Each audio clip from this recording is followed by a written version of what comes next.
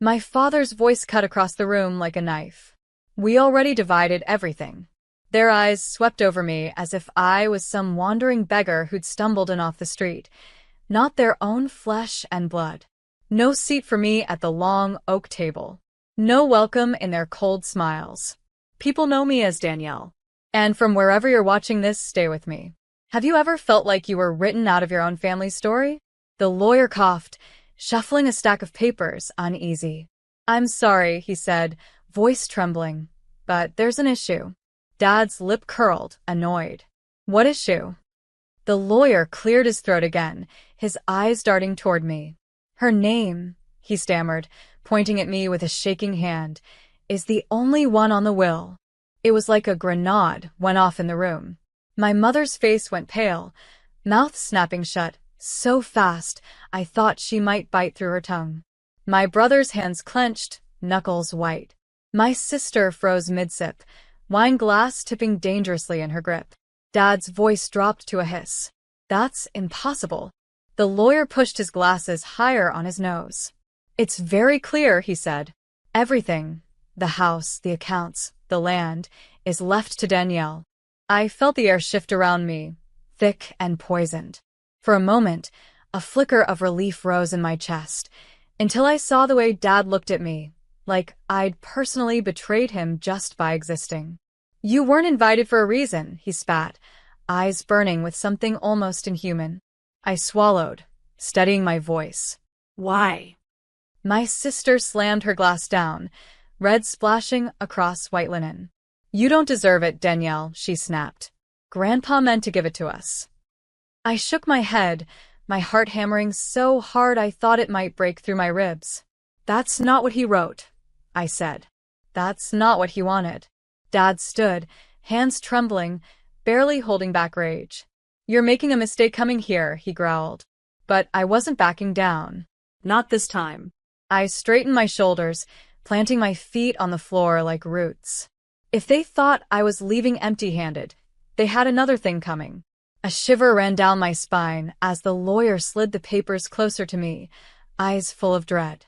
And before anyone else could speak, my sister threw her napkin down and started to rise. My sister practically lunged across the table, her voice rising with a shrill panic that made the chandelier tremble. You can't just show up after everything, she shouted, eyes wild. You think you're owed this? I stayed perfectly still, letting her words wash over me like stale rain. It's not about what I'm owed, I told her, voice even.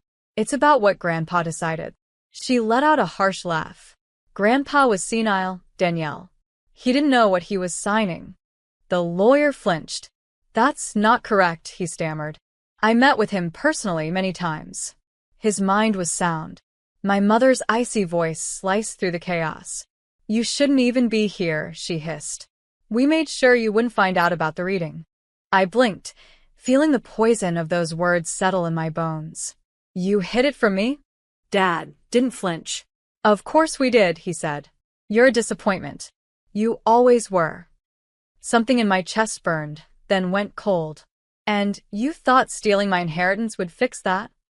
He slammed a hand against the table so hard the wine glasses rattled. You don't deserve that money. I looked at the papers the lawyer had laid out, my name printed clearly, undeniable. I do, I said quietly, because Grandpa knew the truth. Tom, my brother, finally spoke up, voice dripping with disgust. You really think you can just take the house? The land? After we took care of everything while you ran away? My jaw tightened. I didn't run, I snapped. I escaped. His face flushed crimson, like I'd slapped him. You'll regret this. I stood, gathering the papers into my bag with shaking hands. No, I said, steady now. For once, I won't. My sister pounded the table again, splintering the wood. You're going to destroy this family, Danielle. I felt something twist behind my ribs, regret, maybe. But then I remembered every night they locked me out, every day they turned their backs, every moment they reminded me I was less. Maybe this family needs to be destroyed, I whispered. The lawyer cleared his throat, afraid to meet anyone's eyes. Danielle, you need to sign to confirm acceptance. I nodded, pen in hand, a weight lifting off me as the ink touched the paper. And just as I drew the final curve of my name, Dad's voice came crashing back. Put the pen down, Dad barked, the words landing like a gunshot. His voice was shaking, with rage, with fear, maybe with the final realization that he couldn't control me anymore. I set the pen down anyway, slowly, deliberately, then looked him dead in the eye. Why?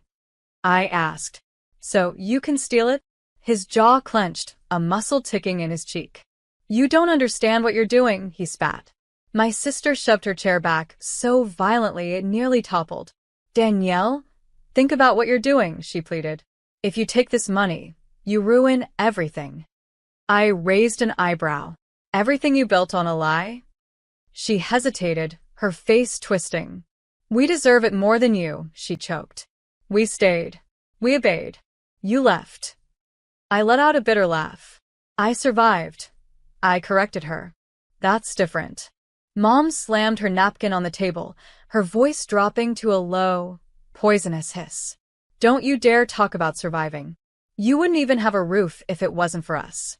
I stared at her, my pulse steady as a war drum. That roof had holes you never bothered to fix. I shot back. Don't pretend you saved me. The lawyer shifted in his chair, clearly wishing he could melt through the floor. Legally, the will is final, he stammered. I have to file it today. Tom growled. If you do, you're siding with her. The lawyer swallowed hard. I'm just doing my job. Dad stood up, towering over the table. If you walk out of here with those papers, he said, voice shaking, you will never set foot in this family again. My throat tightened, the old wound of being unloved threatening to reopen. But then I remembered Grandpa's letter, his scrawled words telling me I was the only one who ever saw him. I already lost this family, I said, each word measured. I don't need to lose myself, too. Tom's chair crashed to the floor as he lunged toward me, eyes wild. But the lawyer jumped between us, voice trembling. Don't, he warned. You'll regret it. Tom froze, breathing hard, his fists clenched. I picked up the signed document and folded it carefully, the paper warm against my skin like a living heartbeat. No one was taking this away from me, not again. Just as I turned for the door, Mom's voice cracked behind me. Mom's voice ripped through me, sharp as broken glass. I turned, hand on the doorknob, heart thundering against my ribs. She stood there trembling, mascara smudged, clinging to the table like it was the only thing keeping her upright. If you do this, she rasped, you will destroy this family. I let the weight of her words sink in, then shook my head. No, Mom, I said, voice quiet but ironclad. You destroyed it the day you decided I wasn't part of it. Her face crumpled, rage and grief dancing together. We raised you, she cried. We fed you, clothed you. How can you turn your back on us? My throat burned with the memory of cold dinners alone, birthdays forgotten, tears wiped away in silence. You raised me to survive you, I told her, steady. And now I'm finally free. Tom stalked forward, still seething. You're nothing without us, he snarled. No one will stand with you once they see what you've done. I squared my shoulders, breathing through the sting. I'd rather stand alone than be your puppet, I fired back. The lawyer tried to cut the tension, his voice barely more than a squeak. Danielle, if you want me to file this, I'll escort you to the courthouse myself, he offered. My sister let out a strangled sob. Please, she begged, don't take everything. We'll have nothing. I swallowed the guilt like a bitter pill. I had nothing for years, I reminded her. And none of you cared. Mom stepped forward again, her hand shaking as she reached for mine. Danielle, sweetheart, you don't understand. I pulled away. No, I interrupted. You don't understand. You raised me in your shadows and called it love. You made me believe I was small. I'm done playing that part. A hush fell so deep it hurt my ears. I turned the doorknob, tasting freedom at last, when Dad's voice thundered one more time. Walk out, and you're dead to us. I paused, let the ache settle, then turned back with a calm that surprised even me. "Then consider me reborn," I said, stepping through the doorway without looking back. As the door clicked shut behind me, I heard a crash inside, like the past finally breaking. The courthouse steps burned beneath my feet, sunlight glaring off the white stone as I gripped the file folder so tight my knuckles ached. Each step felt like shedding 1,000 pounds of shame. The lawyer walked next to me, trying to keep up, breathing hard. "You okay?" he asked, cautious. I nodded, though a tremor ran through me. "I will be," I said, voice steadier than I felt. We stepped inside, the blast of cold air making me shiver. It smelled like stale coffee and paperwork and a strange kind of hope. As we reached the clerk's window, my phone vibrated again and again in my pocket. I didn't have to look to know it was them, Tom, Mom, Dad. I ignored it. The clerk, a tired woman in thick glasses, glanced up. "What can I help you with?" My throat went dry, but I managed. "I need to file this will." The lawyer gave her the paperwork, hand steady now. "Everything is correct. All signatures are final." The clerk flipped through the pages, scanning, then nodded. "Looks clean," she confirmed. "It will be processed today." A breath whooshed from my lungs, relief, terror, all tangled together. The lawyer turned to me, offering a small, reassuring smile. "You did it," he said. "It's yours." Yours. That word sank into my bones, so unfamiliar it almost hurt. Mine. My future. My freedom. For a second, a wave of sadness crashed through me. I could still hear my mother's voice, that poison sweetness, trying to pull me back. I could see my sister's tears. But then I remembered the way they'd left me out, the years of closed doors and cold shoulders, and I knew this was the only path left. The lawyer handed me a receipt, stamped and sealed. "Congratulations, Danielle," he said. "Your grandfather would be proud." I smiled, tears finally spilling down my cheeks, unstoppable. "Thank you," I whispered. Outside, the wind felt cleaner somehow, brushing against my skin like a blessing. As I stepped down those courthouse stairs, a text lit up on my phone from Tom. "You'll regret this." I wiped my face, heart pounding, and typed back only 2 words. "Watch me." And with that, I walked toward a future that was finally mine, leaving their poison behind for good. The ride back to the house felt like a dream I'd never dared to have, the world outside passing in colors so bright they almost hurt. My hands rested on the folder in my lap, the lawyer's stamped receipt still tucked inside. Every mile away from them felt like peeling off another layer of suffocation. As I pulled into the driveway of my house, the house they had tried to erase me from, I saw the front steps, the same cracked tiles Grandpa used to complain about, and I felt something shift in my chest. Home. I stepped out, keys trembling in my hand, breathing in the quiet. No yelling, no shame, no heavy air, just a silence, so wide it felt like forgiveness. I unlocked the door, stepping inside. The place was exactly how I remembered it. The faint smell of old wood, the framed photos on the hall table, the echo of memories that had never quite been mine to keep. Until now. I walked through each room slowly, letting the truth sink into my bones. "This is yours, Danielle. No one can take it away." My phone buzzed again. I hesitated, then looked. A voicemail from Mom. I pressed play, her voice breaking, almost unrecognizable. "Danielle, please. Think about what you're doing. You're tearing the family apart. We can still fix this. Call me." I closed my eyes, letting the guilt stab at me one last time, then letting it go. There was no fixing what they'd already broken. I wandered into the kitchen, laying my folder on the counter, fingers brushing the grainy wood of the cabinets. I could still see Grandpa making tea there, humming off-key. For the first time in years, my shoulders relaxed. No one was coming to lock me out. No one was coming to tell me I wasn't welcome. No one was coming to decide my worth. I poured myself a glass of water, and as I stood there, the house seemed to breathe with me, a living, forgiving thing. Maybe this was the first day of my real life. Outside, the sun dipped behind the trees, casting long golden shadows across the porch. And somewhere in that silence, I let myself believe I could be happy here.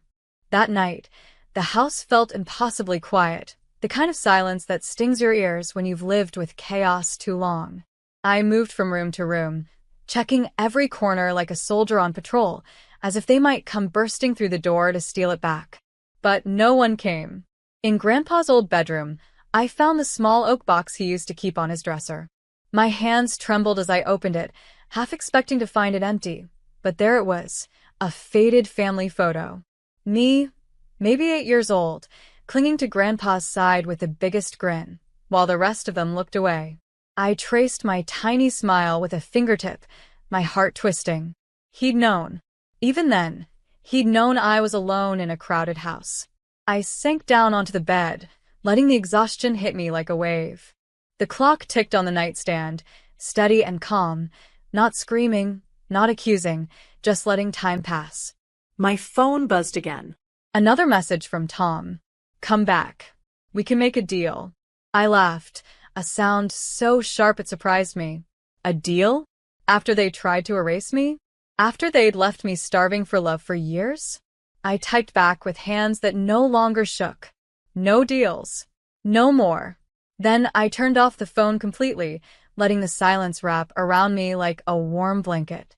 Outside, the wind rattled the old shutters, but the house stood strong, refusing to fall. So would I.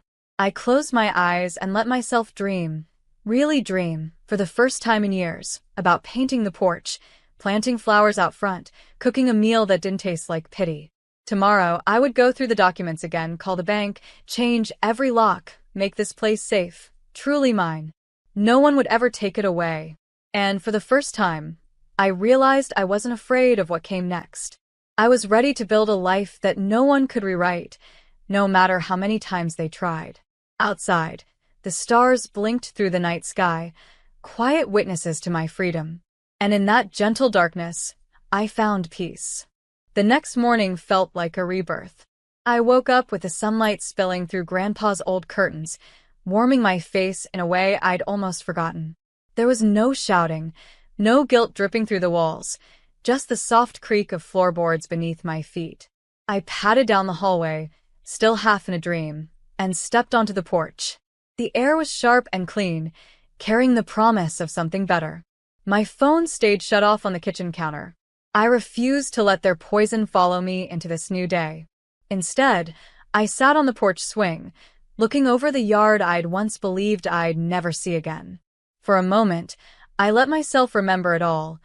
The cruel words, the cold shoulders, the quiet tears no one ever noticed. Then I let those memories go. Grandpa had trusted me with this place because he'd seen something they refused to see. My heart, my strength, my ability to build something whole out of all their brokenness. And I would honor him, not with revenge, but with peace. I'd paint these walls in colors I chose. I'd fill these rooms with laughter I could believe in. I'd sleep under this roof, knowing no one could ever push me out again. If they came back for me, I'd stand tall. If they tried to steal from me again, I'd fight. But I wouldn't let them shrink me anymore. This was my beginning. My chance to write the ending they'd never allow me to have. For the first time, I wanted to live, really live, without apology. I looked up at the sky, whispered a quiet thank you to Grandpa, and let a smile stretch across my face. This was mine. This was enough. And nothing, no family, no past, no poison, would ever strip it away again.